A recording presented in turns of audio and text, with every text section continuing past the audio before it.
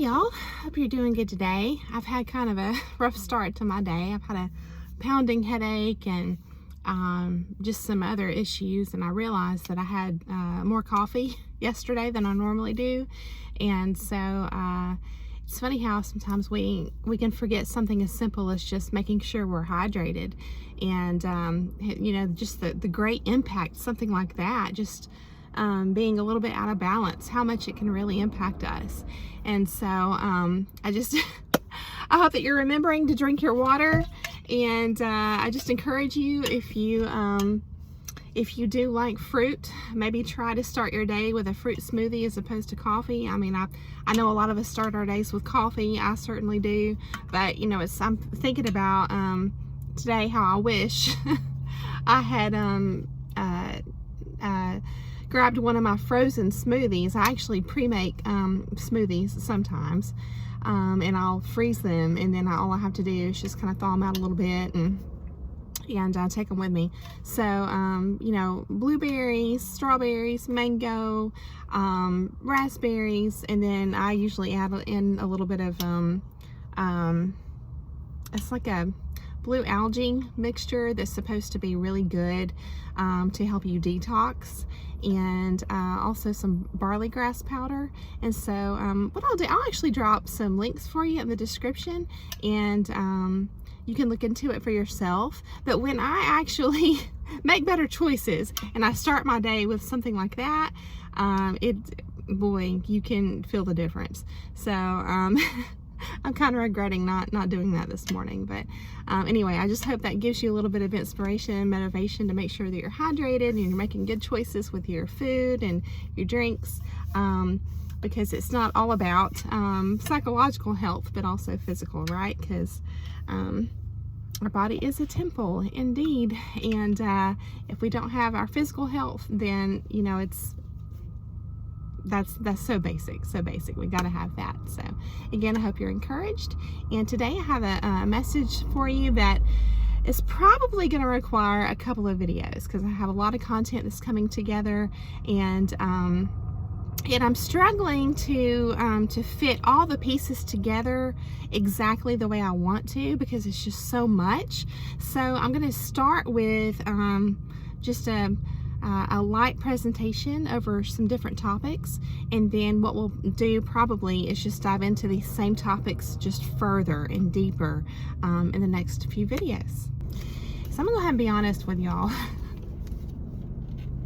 I've been trying to film this video for about an hour, and something keeps happening, and so just random interruptions, and it's one of those things where sometimes I think we want to force things to go our way or to happen on our time frame.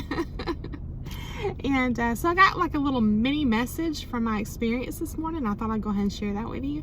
And it's how we were talking about the other day in one of my past videos about superstitions, and the author of that little book that I showed you guys was talking about how they can be comforting, because a lot of times human beings don't want to accept responsibility, and which we talk about a lot on this channel, because that's like the total lifestyle of a narcissist, right? They're always avoiding responsibility, accountability. But the author was saying that it's just easier to say, well, this happened in my life because of this other situation that happened, like the black cat ran across in front of my car, or I walked under the ladder, so it's just kind of like passing that off to something else, so that it's like it had nothing to do with the person, so there's not like a cause and effect, like, well, I did this, so this happened, or you do this and then this happens, or you see what I'm saying? And it's interesting, because the message that came to me this morning, when I'm trying so hard to just make this video happen and it's just not happening, it's like you have to pause and say, well, is it not meant to happen for some reason? Or the timing is just wrong, or what's going on? And it reminded me of the concept of God's timing. If you do have that belief in a higher power, and it's like, that's the comfort that we can have. by having that trust and belief in a higher power, it's kind of like that we aren't totally in control. You see what I'm saying? We are, but we're not. So there's comfort there too. And I had not made that connection, you know, to the comfort that the author was talking about with superstitions, and then the comfort that comes from, you know, putting that faith that sometimes things turn out the way they do because not because of your own doings, but because of the higher power that's in control. So anyway, I'm trying again, and hopefully it's going to work out this time. So I just hope that you stick with me, and I hope that you enjoy today. So the following topics, we're going to be talking about how God uses all things for the good of those who love Him. And in other words, there's a higher purpose to all the things we go through, and how even the bad stuff can be worked. The experience, there's something good that can be extracted. You see what I'm saying? And just a disclaimer, I'm never condoning abuse or a bad situation, ever. I'm just zooming out and looking at, you know, a person's, you know, like my life experience as a whole, and trying to see the bigger picture. You see what I'm saying? Trying to extract the bigger purpose or lesson. A lot of people view this as like the evolution of your soul, you know, that we have to go through certain things in this human experience for the evolution of our soul. So there's so many different ways we can look at this. And we're going to be looking at the symbolism of hot versus cold with relation to human nature, as well as growth and transformation. Transformation is going to be a big theme that we're going to look at today, and probably it's going to require a couple of videos at least to get everything out and that I want to present to you. We're going to be looking at clarity and focus versus chaos, and how that's related to the transformation process, as well as alchemy and the hero's journey. So I hope that you get some ahas from the message today, and I just hope that you enjoy our process of pulling crumbs from here and there, and trying to look at everything from different angles to get a deeper meaning, to do our deep dive together. And I just hope that it's enjoyable for you. So let's go ahead and get started. The first thing I did was I referenced this new version of the Bible, the Word Study Bible, and I was looking, there's a little side note on what it means to be fervent in Acts. And so it says, the Greek word zeo literally means to boil, but is used only twice in the New Testament. Okay, this is with regards to being fervent. Both with the figurative meaning of be fervent. Both times it is linked with the phrase in spirit or in the spirit, and so refers to spiritual fervor or warmth, and thus to zeal. A related Greek word, zestos, meaning boiling or hot, and is used only in Revelation chapter 3, verse 15 and 16 of the spiritual condition that the Lord recommended to the Laodiceans? I'm not sure how to pronounce that. So I thought that was interesting. Let's go ahead and take a look at that verse that's referenced here in Revelations. So there's a correlation between extreme heat, being hot, boiling, and being fervent, right, in spirit. So let's take a look at Revelations chapter 3, verse 15. Okay, this is where you're going to see a lot of the red words, and so very important. All right, 3. We got 15. All right, so it says, I know thy works, and thou art neither cold nor hot. I would thou wert cold or hot. And so to put that into this, you know, I enjoy the different translations of the Bible, but sometimes I like the New International Version, and so it's just a little bit clearer for us. So I'm going to read that version to you. It says, I know your deeds, that you are neither cold nor hot. I wish you were one or the other. So because you are lukewarm, neither hot nor cold, I am about to spit you out of my mouth. So here we see that God is saying, you know, pick, you know, do it, don't do it, choose the light, choose the dark, do this or that, but don't be in the middle. You know, don't just try, don't be stuck in the middle, within the gray area. Okay, so this is a really important matter. It's expressed in a way that's very powerful. And what's interesting to me is to think about it. If you are just naive at a certain point in your walk in life, and because you're unaware of both options, right? You're just kind of going along. Your life is the middle. Your life is the gray matter, the gray portion. The you know, you haven't been exposed to both sides, okay? Then you're not going to be able to choose. So that's where that crossroads comes into play. That's where a person has to experience in some way the darkness, and become aware of it truly, so that they can make that choice. So here we see already just a purpose for coming face to face with another option besides just trying to do your best in life and be a good person. There's another option. So you can't choose if you don't know what your options are. You see what I'm saying? So there's just a quick way to take a look at the purpose behind being exposed to the darkness. Okay. But I was really interested in that word, to be fervent, in the relation to being hot and boiling. And so I actually looked up fervent online, and it's showing that the Proto-Indo-European root in both the words fervent and ferment is, I think you pronounce it brew, B-H-R-E-U.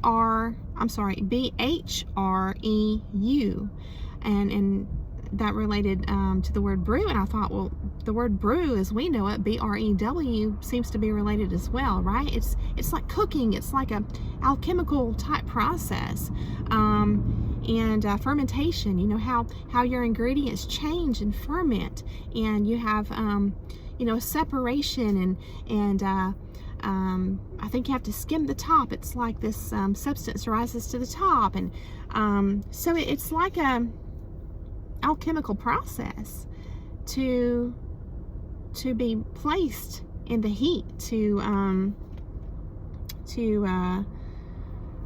boil, to be put through trials and tribulations, essentially.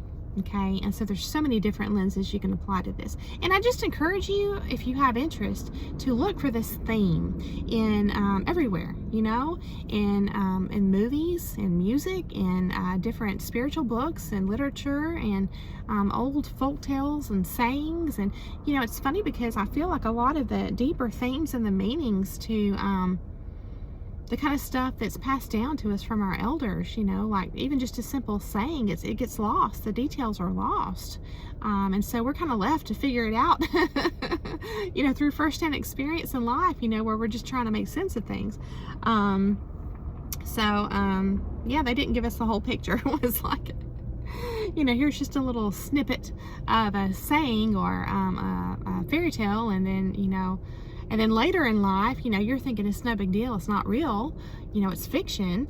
And then later in life, you're like, oh my God, I'm living this. I'm living this out. Or I just came through a portion of my life where, you know, suddenly this Disney movie has a really strong, you know, you resonate with it. It's like, oh my God, it's my life. So it's just it's such an incredible process to go through.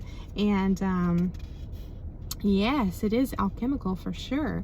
So, you know, anytime we're talking about these topics that can be very deep, it's almost like, you know, we could simplify and just skim over, but I truly believe there's value in breaking things down, even things that we feel like we already know and understand. I still feel like there's there's value in breaking them down into pieces and parts and little crumbs, because then you can examine each little piece and extract more and more meaning from these topics.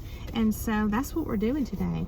You know, when you think about the symbolism of heat, okay, I feel like it can be good or bad. It can represent passion, like in the instance we were talking about, being fervent in your faith, you know, with God, being passionate about something that you care about and believe in strongly. That can be a good thing. But then, you know, you have reference to, you know, for example, hell. And that's a place of, you know, eternal damnation. And that's like the hottest place, you know, that we can think of. So that's a bad thing. So it's interesting to me how the symbolism of heat and being hot can be, you know, good or bad. And it seems like a crossover initially, right?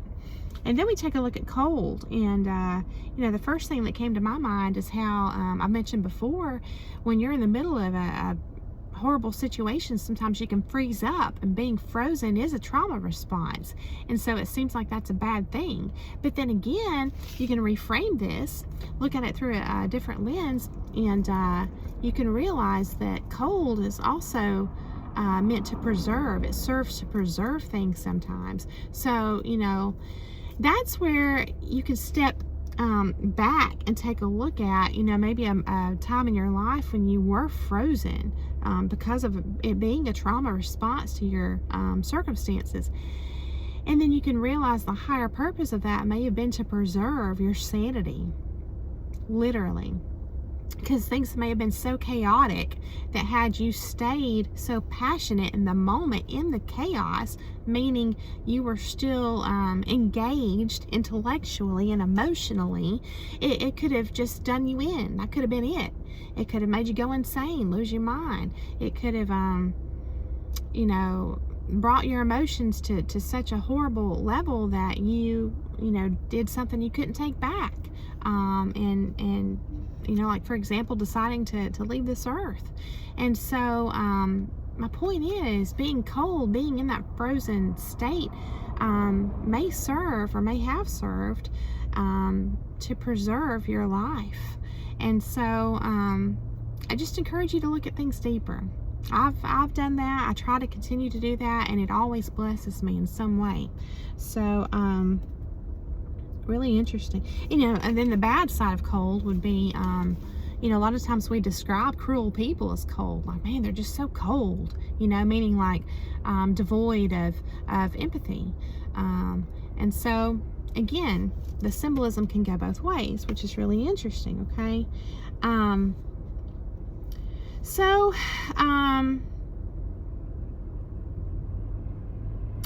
You know, another thing when you're thinking about heat, specifically with your body, you know, I know hormones play a part and all that, but then you can start thinking about things like adrenaline, you know, and how your blood gets pumping. You know, you get hot. And, you know, adrenaline can get a bad rep because it's like if it's uncontrolled, then like through your reactions, then it can be destructive.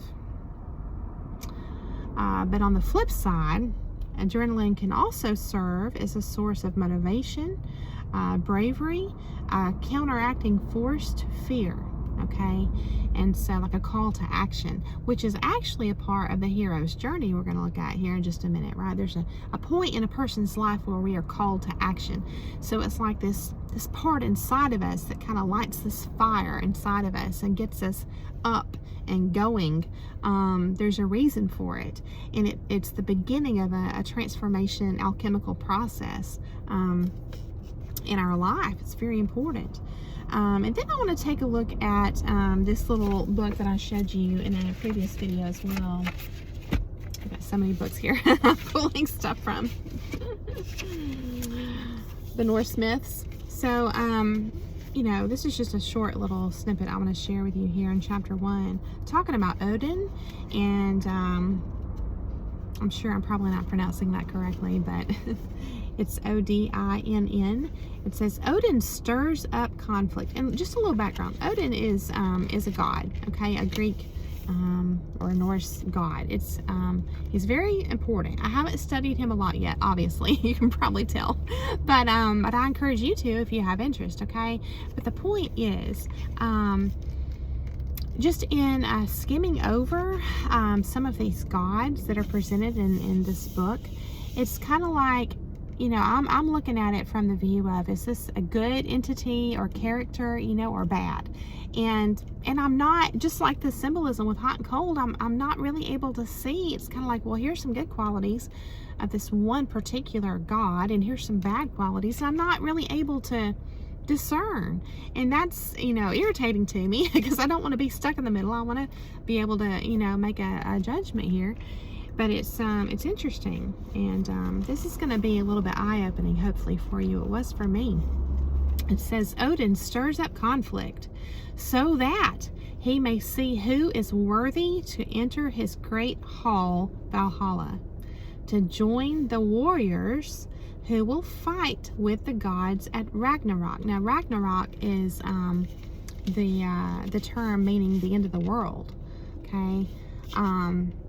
Like the apocalypse. So I thought that was really interesting because it's saying he's stirring up conflict for a reason, just so that he can see who is worthy to enter his great hall to join the warriors who will fight with the gods at Ragnarok. So that gives you a little insight into all the, and you can find this kind of theme everywhere of the character, the main character, or the hero in the hero's journey being tested. So that's an insight as to why we go through the fire, why we're put through the fire, is to be tested. And so I thought that was really interesting. And then let's see here. Yes, and again, it just reminds me of that verse. It is Romans 8:28. It says, and we know that all things work together for good to them that love God, to them who are called according to his purpose. You see that correlation between what I just read about Odin being called, but it's all about who's worthy through testing. Okay, so I thought that was interesting there to look at this Bible verse now, that all things work together for good to them that love God, to them that who are called according to his purpose. Okay, so my question is, what if our trials and tribulations are meant to bring us closer to our higher purpose? Our higher purpose. And if we have a little bit of faith, you know, just that of a mustard seed, as it's described in the Bible, that maybe there is a higher purpose to the things we go through, then I think that's going to help subdue our reactions that may come out from fear, because we're going to be resting more in faith. Even if we don't have all the pieces put together yet, you know what I mean? Even without all the details. So what's interesting about this is it's a test of strength, essentially, you know, and I think that can be layered, multi-layered. And a narcissist is already wearing the fig leaves of strength. They don't want to admit that they're weak, that they're a coward. And so you can't fix something you're not admitting. And so that's part of that surrendering process that has to happen, where true strength is made perfect in our weakness, because we are surrendering to this higher purpose, being called by a higher power for a higher purpose. So there you may have a little bit of a clue as to a silver lining to the things we go through, right? And what's interesting, when you hear just a little, again, just to go back to talking about those simple sayings, you know, of like a silver lining, the danger in not really understanding that is that we can sometimes just be looking for that silver lining and wanting it right now. We can be really impatient about it, and also looking for it out there as opposed to in here, and understanding that it's a transformative element that happens, or a transformation really that happens in here, and there's so many different elements to that transformation. So that's the kind of thing that sometimes we have to figure out on our own, and then suddenly in hindsight those little sayings make sense, you know. So it is a process of alchemy. You know, that's one way to look at it. And then suddenly those terms like boiling, you know, with relation to being fervent, they make sense. Fermentation, it makes sense to brew. And so I was thinking about that root word, you know, that we get those words like fervent and ferment from, brew. I got to thinking about a cauldron. And I thought, man, that's a common symbol you're going to find in a lot of fairy tales and folklore. I wonder if there's even more meaning that we can pull from that. Okay, so yeah, so I was looking into cauldrons, and I found a website, and it was really interesting because I was Googling and, you know, reading a little bit about cauldrons and the symbolism. And this website referenced a book, and I thought, that sounds so familiar. And I realized I had bought this book on eBay a long time ago. So, well, not that long ago, but I just haven't had the time to look into it. And then here it is coming back to me. So isn't that so interesting? It's like your gut tells you, hey, you know, you should get that. And then later you find out why. So here's what, this is from the website strangeago.com. And so it says, in Man, Myth, and Magic, and this is an illustrated encyclopedia of the supernatural, volume 3. In that book we read, and this is in quotes, as a symbol of plenty, the cauldron was connected with fertility, food, and as a result, life came from the cauldron. Certain mythological cauldrons were allegedly capable of reviving the dead. Okay, and then it goes on, this was really cool, in this article on strangeago.com, it goes on to associate the cauldron with the crone. It says the wise woman archetype, who represents the end of one cycle and the beginning of the next. So that just really hit me here, because that was the meat of the book that we just talked about, Women Who Run with Wolves, you know, the wisdom of the old crone character, you know, this wise woman archetype. So notice when this little quote from that book I was just reading, Man, Myth, and Magic, it says that the cauldron is a symbol of plenty, And then if you think about chaos, it's like chaos, one of the definitions is a confused mass or a mixture, like what you would find in a cauldron, okay? So anytime there's plenty, there's a lot going on in our life, it does feel chaotic. So there's certainly a correlation there with a great number of things, or a mixture or mass being representative of chaos, okay? And then I want you to have that in your mind while we take a look at Luke chapter 11 verse 34. And we're going to take a look at a little side note as well. So this says, and this is the header on this section says the light of the body, okay? So again, Luke chapter 11 verse 34, the light of the body is the eye. Therefore, when thine eye is single, thy whole body is also full of light. But when thine eye is evil, thy body is also full of darkness. So I found that interesting, that it's kind of like contrasting a difference between when your eye is single versus when your eye is evil. And normally we would make like the what's it called, the antonym, I think, of single being like multiple. But here we have the opposite of single or singular being evil. So I was thinking about chaos and how there is an association between chaos being evil, or a method that the darkness uses to get us ensnared and to bring us down and to steal our light, or to injure the light inside of us. You see what I'm saying? So there's definitely a correlation here. And that was just a dot that I was able to connect, a puzzle piece. And then it actually elaborates in this version here of the Bible on that verse. And it specifically calls out the term single, okay? So it says, I'll go ahead and read this to you. It says, used only here and in the parallel at Matthew chapter 6, verse 22, the Greek word hapless means simple, single, also pure or sincere.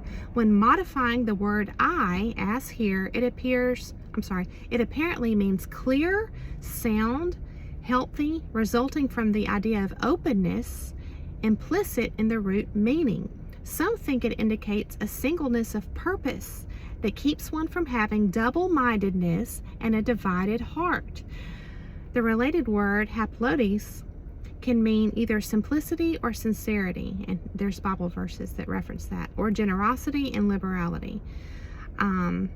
And apparently from the idea of open-handedness. So I found all that really interesting, and I feel like we could just really zoom in on what I just read to you and just start using that as a springboard to look into more specifically on this topic, but I might save that for another time, right? So I thought that was really interesting.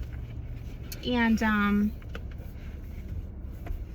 so I just, again, we have to become aware of both sides of the darkness. There's a purpose to becoming aware of the darkness, and it's not easy to be faced with it, to find yourself in the midst of a dark situation or in a dark relationship, someone with bad intentions.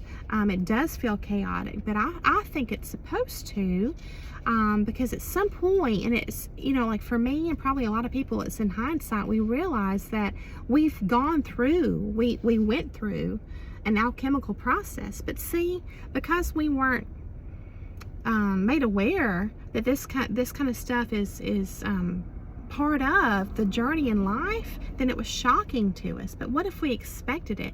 And that's why I think there's value in generations retaining these fairy tales and folklore to share with the younger generation, so that it's not such a shock to them, all the things they go through, so they can know while they're going through trials and tribulations that there is a higher purpose. I truly feel like that would save lives, and it would increase faith, and just have a lot of great outcomes, right? So yes, so from here I'm going to go ahead and pause so that this isn't too long.